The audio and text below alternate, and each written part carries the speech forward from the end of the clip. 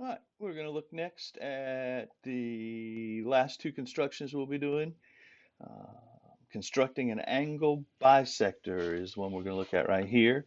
Of course, bisect means I'm going to try and cut this angle into two angles that are equal to each other. If this is a 36-degree angle, then I'm going to end up with two 18-degree angles. We, of course, won't do it with measurements and numbers. We're going to do it with constructions, with our compass. And so the very first thing we're going to do is put our steady point or our hard point right here. Find one of the holes that's out there somewhere and draw an arc that goes across like this. And it's not as pretty as it was yesterday. Somebody asked if I would sort of do it as I talked, so it's not quite as pretty, but you're going to make an arc that goes through both rays of the angle. It needs to go through here and through here because we're going to use these 2 points. Because the next thing I want to do is I'm going to take my hard point and put it here and then draw an arc out here somewhere. And then using that same radius, put the hard point here and draw a similar arc right here.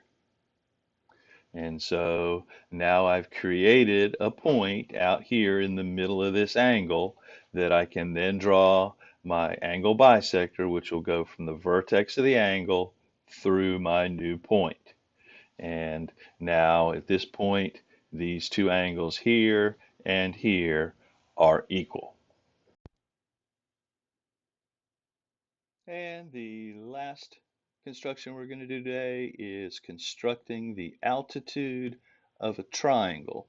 Altitude, of course, meaning height of the triangle. And my plan here is to draw the altitude of the triangle from this point.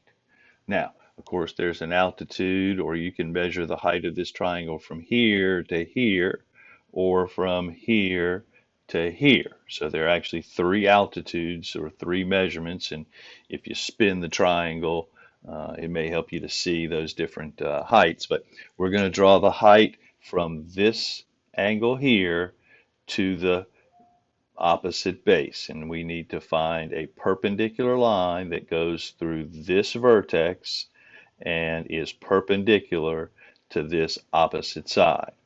Now, one thing we may have to do in this case is we may have to extend our line a little bit. So I'm going to extend this line right here out a little further, and you'll see why I need that.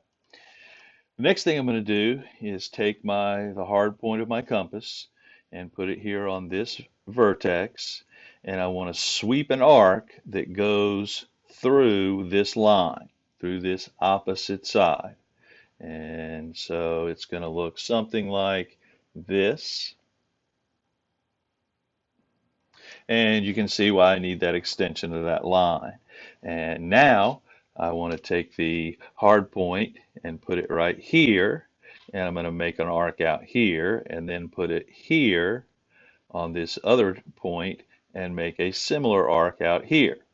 So that's what this is going to look like here. I'll put this point out, draw this arc out here somewhere from this hard point, and then I'll draw this line right here, and that will be drawn using this as my hard point. Of course, I need the same radius from here to here as I had from here to here, because now I can simply draw my line that goes again, from this vertex, and it goes through this point, and therefore this right here, this part right here, is the height of that triangle.